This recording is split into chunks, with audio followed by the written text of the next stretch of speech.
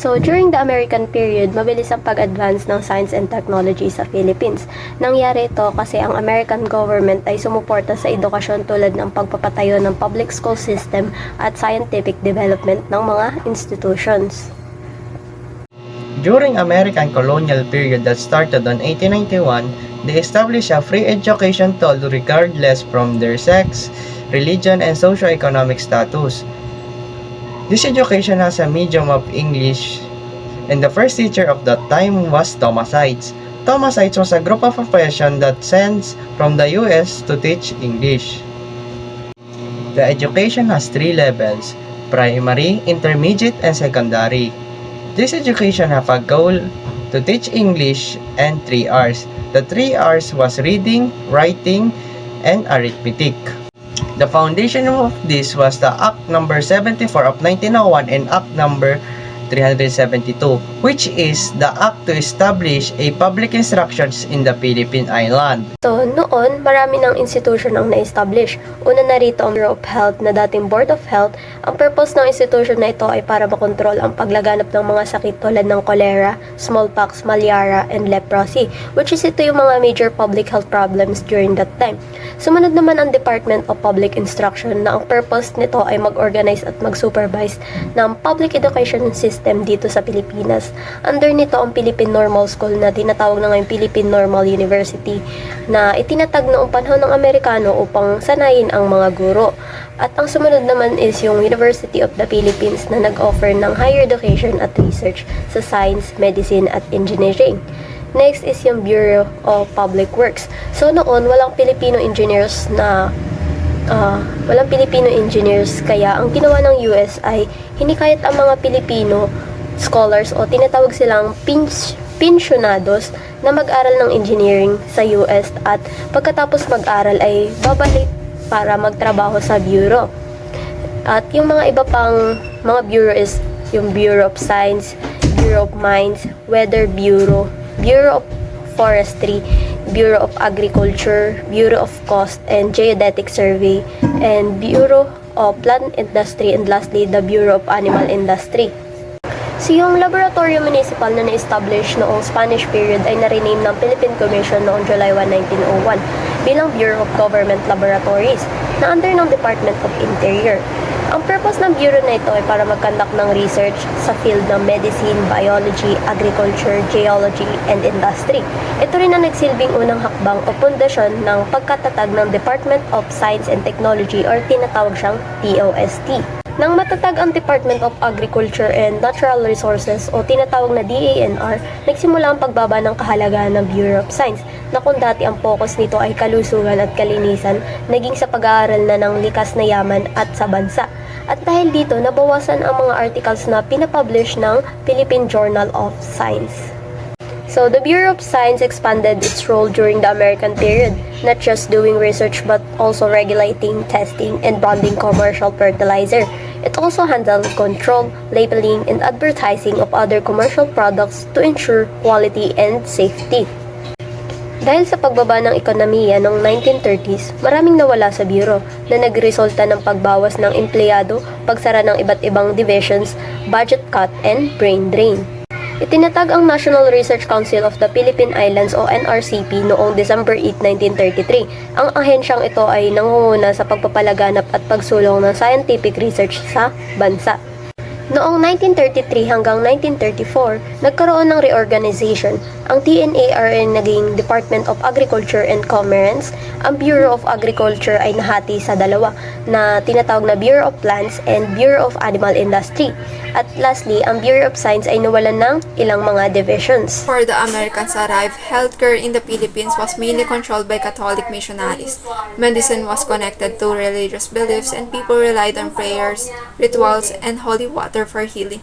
Manila had very poor sanitation, there were no sewage system, and diseases like cholera and smallpox were common. When the Americans came in 1898, they introduced a modern and scientific public health system. They created the Board of Health, later known as the Bureau of Health, to manage sanitation, vaccinations, and hospitals. Major medical institutions were built such as the Philippine General Hospital and the Culion Sanitarium for leprosy patients. They also founded the Philippine Medical School, now the UP College of Medicine, to train Filipino doctors.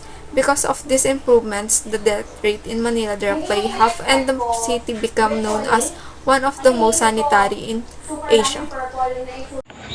Indigenous science and technology in the Philippines is knowledge developed through generations of interaction with nature. Start with farming. The first one is the agroforestry. It integrates agriculture and forestry to manage microclimates, reduce exposure to natural elements, and improve resilience. So here in agroforestry, it combines agriculture and forestry techniques to create more resilient farming system by moderating temperature, light, and wind exposure. It also diverse production by providing food, timber, fuel, medicine, and environmental benefits like erosion control and carbon storage. The next one is the crop rotation. It involves planting different crops on the same land across seasons to avoid repeating the same crop. Enhances soil fertility, reduces pests, and improves long-term yields. So here in crop rotation, it is the practice of planting different crops in the same area across seasons to avoid growing the same crop consecutively. This improves soil health, reduces pest buildup, and enhances overall productivity. The third one is the mixed intercropping. It is growing multiple crops simultaneously on the same land to optimize space and resources. It also enhances biodiversity, pest control, soil health, and reduces risk of total crop failure. So here in mixed intercropping, it involves growing two or more crops together in the same field simultaneously. It also maximizes land uses, improves biodiversity, and reduces the risk of total crop failure while enhancing pest control and soil quality. The fourth one is the polyculture. It cultivates multiple plant species together to mimic natural ecosystem. It also boosts food security, soil and water conservation, biodiversity, and ecosystem services. Here in polyculture, it is the practice of cultivating multiple plant species in one area, mimicking natural ecosystem, and it also supports biodiversity, stabilizes yields, conserves water and soil, and strengthens food security. The last one is the water harvesting. It collects and stores rainwater from rooftops, streams, and other sources during monsoons. It ensures water availability during dry periods, supporting crop growth and food security. Here in water harvesting, it involves collecting rainwater or runoff from surfaces like rooftops or streams during rainy periods. And it also provides a reliable water source during droughts or dry spells, help maintain crop production and food security. So merong 4 na uri ng food preservation noon. Una na rito ang fermentation na kung saan ang paraan ng pag-preserve ng pagkain ay ginagamitan ng microorganism tulad ng bacteria or yeast. And may 3 uri ng fermentation. Ito ay ang pickling, lactic acid, and alcohol fermentation. Sumunod naman ang food drying na kung saan ay tinatanggal ang moisture nito para di mag-spoil at gumagamit rin ito ng hangin at araw para madry yung pagkain. Sumunod naman na yung salting na kung saan ay binubudburan ng pagkain ng asin para hindi agad ito masira at di mamuo ang bacteria. Tinatanggalan rin ito ng tubig para ito ay magtagal pa. Lastly ay ang smoking na kung saan ay ang usok ang nakakatulong upang patuyuin ang pagkain, madagdagan ng lasa at pigilan ang pagkasira nito. Before Western medicine arrived, Filipinos already had their own ways of healing developed through experience, observation, and a deep connection with nature. Our ancestors relied on traditional healers such as the Albularyo who used herbs and prayers, the Babaylan who served as a spiritual healer and community leader, and the Hilot who specialized in massage and bone setting. These healers played very important roles in keeping their communities healthy.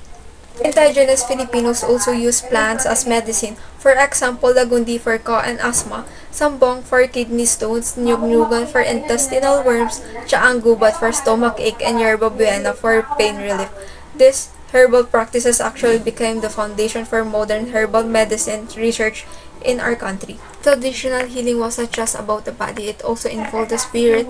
Rituals, prayers, and offerings were believed to restore balance between the body, soul, and nature. The Babaylan, often a woman, guided these rituals as both healer and spiritual leader. Lastly, the practice of Hilot involves manual manipulation to treat sprains, dislocations, and stress-related illnesses. Even today, Hilot remains a trusted form of healing and is is officially recognized as part of Filipino traditional medicine. How did indigenous people predict weather using supernatural beliefs?